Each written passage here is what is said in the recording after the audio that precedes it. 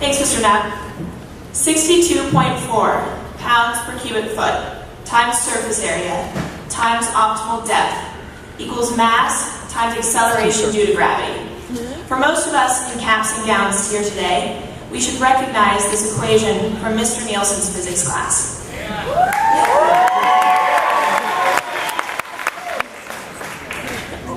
For the rest of the audience, this equation is equal to the buoyant force, or the force necessary to keep a corrugated craft afloat in water for the annual physics cardboard boat race. Mr. Nielsen finds delight when his students think outside of the box, are not confined by the required materials, and sometimes even bend the rules. Sounds like our class, doesn't it? He teaches us experientially, allowing us to make disastrously wonderful mistakes, just like the real world. For our semester final, teams of 4 applied their knowledge of forces, hydrodynamics, and adhesives into the hands-on creation of boats made solely from cardboard, 1 roll of duct tape, and an unlimited amount of Elmer's glue. My team studied ships built for speed, for strength, for style, and thought we could incorporate all of that into a winning boat. We took pride in our precise calculations and streamlined design with a tapered hull built across the pool in record time. For weeks, the pieces slowly assembled in my garage under our careful guidance. 2 days before the race, my sophomore brother began his project. We laughed at his boat. You have just a box? We have a masterpiece of engineering. Our hull is long and light to slice through water with mineral resistance, decreasing friction and increasing speed. All you have is a cardboard triangle attached to a squatty old box.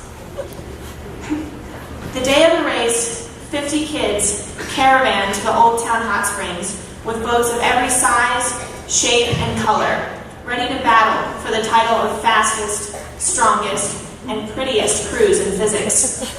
Each team outfitted 2 members with homemade paddles and costumes and sent them to their watery fate.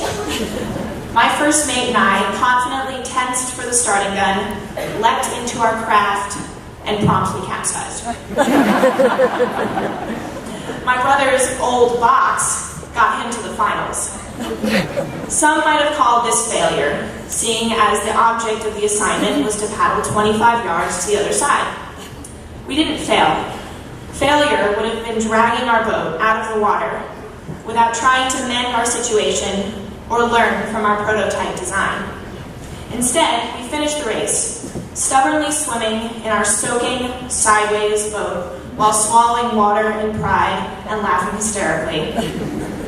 Along with the quality my cardboard boat needed for me to pass physics, buoyancy is the ability to recover quickly from setbacks with a lightness of spirit. To quote James Michener's Chesapeake, ships, like men, do poorly when the wind is directly behind, pushing them sloppily on their way so that no care is required in steering or in the management of sails. The wind seems favorable, for it blows in the direction one is heading, but it induces a relaxation in tension and skill. What is needed is a wind slightly opposed to the ship, for then tension can be maintained and juices can flow, and ideas can germinate, for ships, like men, respond to challenge. Do not fear setbacks or challenges. You already know that they are a part of life. Simply learn how to navigate through storms with insight in class. The worst thing that can happen is you take a swim.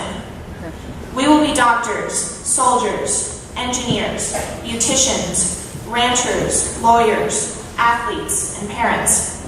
And throughout our inevitably successful careers, I know that sometimes we will be swimmers. We may fail our first college midterm because there are classes out there harder than Miss Collins or Miss Gaze.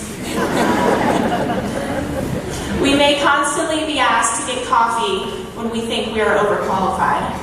However, a small blue angelfish from Finding Nemo gives us apt advice: just keep swimming.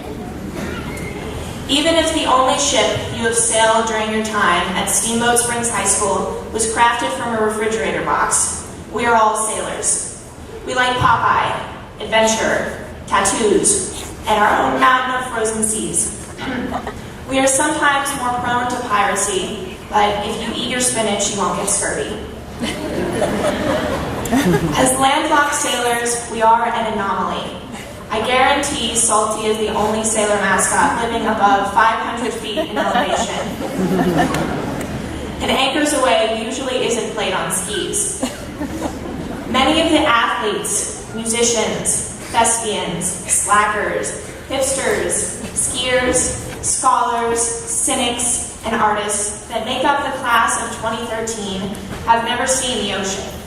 But we have seen our island of a town, and will carry this fun, unique community with us.